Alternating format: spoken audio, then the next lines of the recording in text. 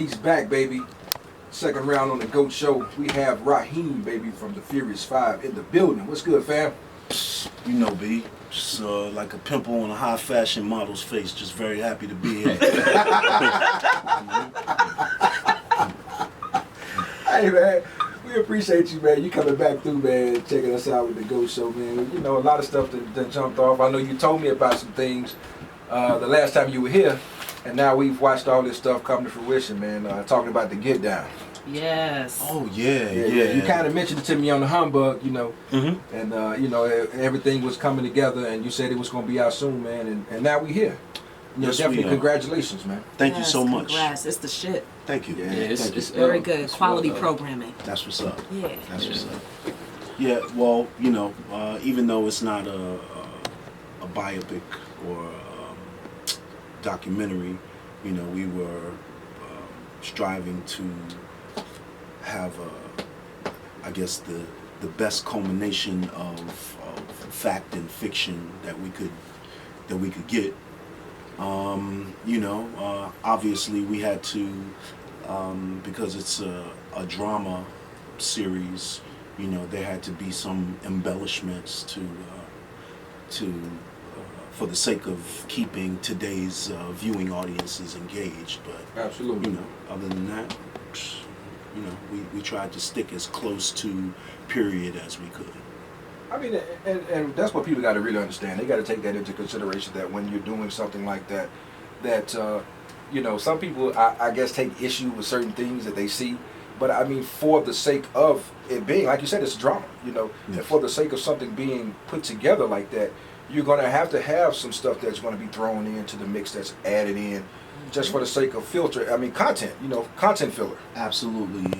You know, if it were a documentary or a biopic, it would be, you know, obviously to the letter, because, you know, we're telling the actual story. But, you know, this was a story about, you know, some fictitious characters in a real time period, surrounded by other real characters, you know, real events, incidents or whatever. And, you know, I see the reason why it costs so much money to make this series, because they had to, you know, recreate the look of what it looked like in the 70s in the Bronx, and it doesn't look like that anymore. It hasn't looked like that since the 70s. So, you know what I mean? They had to recreate that. Well, they did a phenomenal job with recreating that whole scene, and in my personal opinion, and they did a phenomenal job with the casting. I think so as well. And, you know, I think it's, you know, I think it's well put together, no matter what people say about it. I mean, now definitely, you know, I want to touch on some of the positive feedback you might have gotten, you know, because we always want to focus on that first. Sure. And just, you know, kind of tell us a little bit about, you know, some of the stuff that you guys have gotten back. I mean, how was the premiere, first off? Oh, the premiere was lit. You know, it was in Lehman College Theater, and you know, I was kicking it with my man Nas. Shout out to Nas. You know, I sat next to him while we, you know, checked out the premiere, the first episode, and it exceeded my expectations. I worked on it along with Nas. We co-wrote the performance lyrics. Okay. And I did most of the writing of the lyrics for the group performances, and then Nas did the majority of the lyrics for the solo performances. And you know, I didn't get an opportunity to really see a full episode while it was in production. I only got to see the you know, the segments of the episodes that I was working on, the scenes that I was working on. So when I got an opportunity to actually see, you know, a full episode at the premiere, it exceeded my expectations in that I didn't really know what to expect. I knew that they were, you know, the entire time during production we were told, you know, stick as close to period as possible. Right. And myself and Grandmaster Flash and Curtis Blow and Kool Herc were all people who were on deck for authenticity purposes. So You know, I think, Kudos. yeah. You know, Yeah, definitely, man. Kudos. Definitely kudos to Good that. situation. And I just think that now, one thing you did mention, you said you were on set for like the parts that you took part in, the performance pieces. Now, aside from the writing itself, that they kind of get your input and expertise on the whole performance, The actual performance? Yeah. Yes, they got my input and expertise on the performance, down to what kind of stage lighting to use. Should they use fog machines? If what they were wearing was you know, if it was right or whatever. That part actually was Grandmaster Flash. He had a lot to do with the clothing and the set design. But for one or two scenes in an episode or two, because Grandmaster Flash wasn't available, they referred to me and I helped them along. You know, down to what angel dust looks like when it's bagged up. Wow. You know what a bag looks like. You know how much it was sold for, how it make people act. You know all that. Okay, Yeah. absolutely. Wow. Yeah. I would just like to. No, I'm go sorry. ahead. No. And the last thing, I actually helped my brothers, my newfound brothers, Rich and Tone. They're a dance team, and they choreographed Chris Brown. They are actually responsible for helping Chris Brown be the dance phenom that he has become. Along with, they were on tour with Michael Jackson for years prior to his passing, and so they and myself choreographed all of the dance routines for the Get Down Brothers as well. Man, that's phenomenal. Yeah. It is. Thank you. Literally, like from the outside looking in, you know, just as a fan of the show, because I'm now a fan, it's really good to see characters that are what we consider round. So as an actress, when I'm looking at shows like that, I'm just trying to make sure everything is not flat. And writers can tend to try to add a lot of color to a character, but the character itself is not round. Right. So you've given me a lot. I'm not going to call out any names. You're giving me a lot of drama, but I don't have any buy-in because those characters are not real, right? Exactly. Shout out to the producers. Y'all must not have got my audition tape. It must have got lost in the That's cool though. We'll come back to that. But it is really, really important that when you're doing things that are like period pieces, that it's the people are authentic, not just the stuff around them. You know what I'm saying? So I thought all of that was really spot on and very enjoyable. Really good. Thank you. Man, yeah. That's Yo, my thing is, yo, what's crazy, I'm gonna say something from left field, you know that? Yo, y'all got a cat that look exactly like Flash, Oh man. man. Oh, yeah. yo. That dude like just I'm like like, Flash. My man Son. Amadou, shouts to Amadou. Shouts to the whole Get Down cast. Yeah, the man. whole Get Down crew. Yeah, man. I salute y'all. We did the damn thing. I'm glad to be a part of the family. My man Amadou though, like how awesome of a casting job did they do casting Grandmaster Flash? That dude looks like Flash's son. And in fact, while we were at the premiere, Flash, myself, Baz Luhrmann, and Amadou were standing next to each other taking flicks, and Flash looks at Amadou and says, "Yo, man, where you from?" And then he like, "Yo, what's your mom's name?" Let's get this He clear like, right now. I ain't trying to be disrespectful or nothing, brother, but I've been around, yo, and you look a whole lot like me, brother. That's great. He was had to think about that. Yeah, man. Yeah. That's When great. I saw him, I was like, man, hey, look, I'm trying to go through the list to see the names. Exactly. See if, exactly. You know, see if it was that boy Italian, had name if he got the Sadler. same- if his Right. last name Sadler. I'm like, what up, man? That's crazy. Hey, man, yeah, definitely shout out to them on Who's casting. Yeah, you know. absolutely. That was phenomenal. Now, with good vibes, always seem to come ill vibes. Yin and yang. Yeah, you Yeah. know, it's just part of it. But what we like to call it here on the Go Show, all publicity is good publicity. Yo, someone I can't remember. A guy by the name of Howard Bloom, who's a publicist, a major publicist in New York, has the Bloom Agency. He said $1 million worth of bad press is $1 million worth of press nonetheless. Absolutely. You know what I mean? There it is. Absolutely.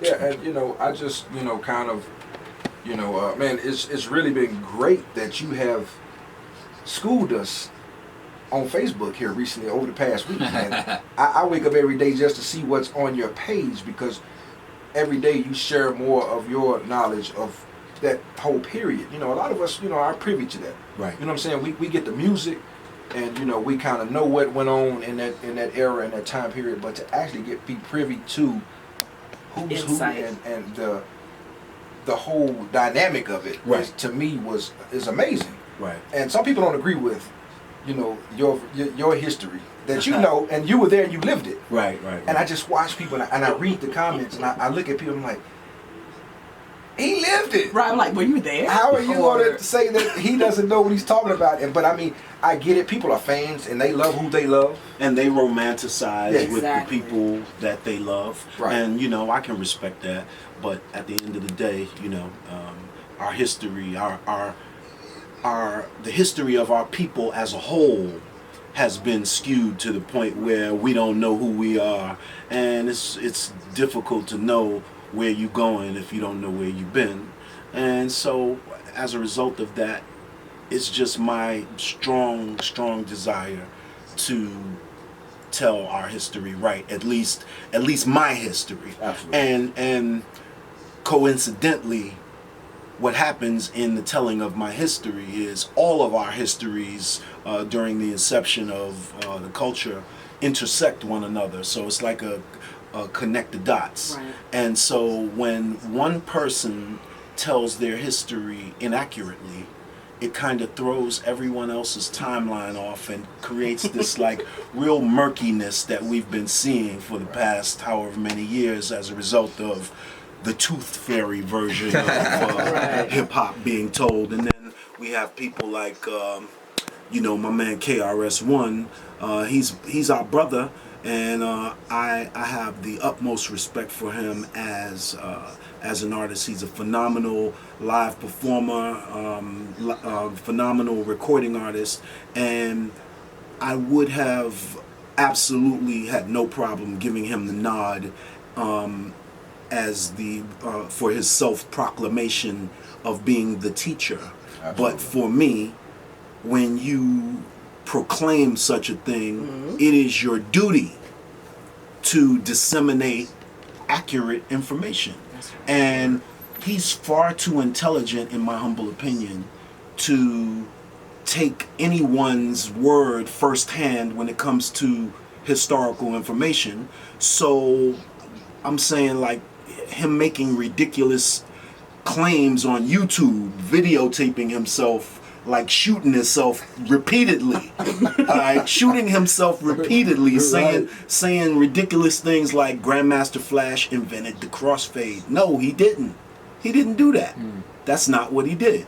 He invented a queuing system on his mixer that enabled him to hear the record that ultimately wasn't supposed to be audible to the audience. Gotcha. And so that's what he did. And then, the other thing he did, obviously, was he created a technique he called the clock theory, which is the backspin, we call it. And that technique revolutionized the art of DJing, and actually, in my humble opinion, is the reason why there is a rap music industry. Because prior to that, the break beats were 10, 15 seconds long, and Grandmaster Flash creating the backspin or the clock theory that in essence was the first loop. Okay. So that enabled MCs to spit bars long enough to create songs to. Boom, that's it. Yeah. Stop No doubt. playing. No doubt. Yo, big up to my man, James Evans, the James Evans movement. Bronx is in the building. I see you. What's up, Corey? Don't be trying to hide behind your little, you know what I mean, moniker over Dang, here. I tried to just call you out, man, but she called you Mr. out. Washington. Yo. Oh, wait. I'm sorry. No, on, go a, ahead. on a side note, let me just say, sidebar conversation. Big ups to the whole Bronx movement down here in GA. I salute you. I love what you're doing. I love what you did and all that.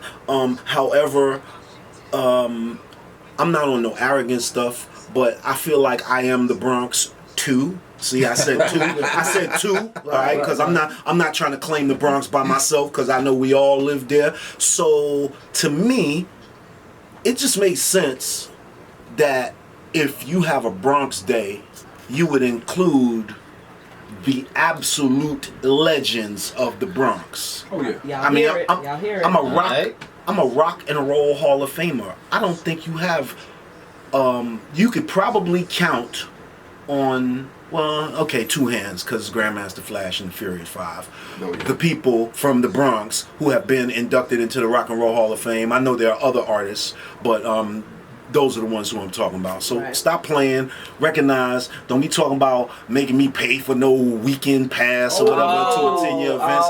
That's that sounds ugly. That's disrespectful. ugly, disrespectful. It is. I'm not arrogant. I'm very humble, and you know, but I feel like when it was like pertains that. to hip hop culture, I should have a all day pass, fun pass Yes, all day, absolutely. They should- lifetime. You know They what I mean? should actually not only give you the pass, but you should have the full ride. I mean, actually, with hey, we coming to your crib, we I picking should you be up. hosting. Yo, they You should give him you the should be King utilizing- Joffrey Jaffa treatment with the rose petals from Thank the crib you. Thank Speak you. on to it, guys. downtown, son. Thank Yes, you. sir. Thank All you. the way Zamunda. downtown. And if any of y'all are nobles out there, to put it in Masonic perspective, Uh-oh. I should be getting the full desert oasis treatment. Wow. You know what I mean?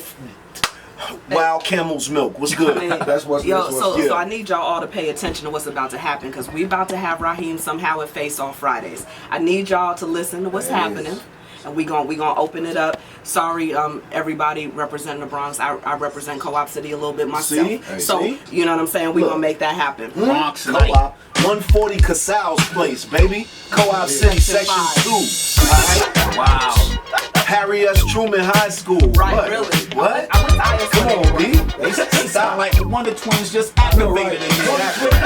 Activate. Believe me. Shouts to the whole North Bronx. Believe me. Alright? Co-op Edenwald Valley. Right. Rahiem, Edge.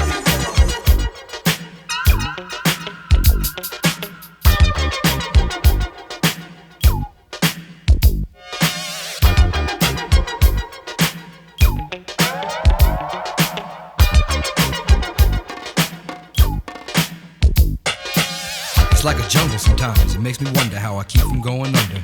It's like a jungle sometimes, it makes me wonder how I keep from going under.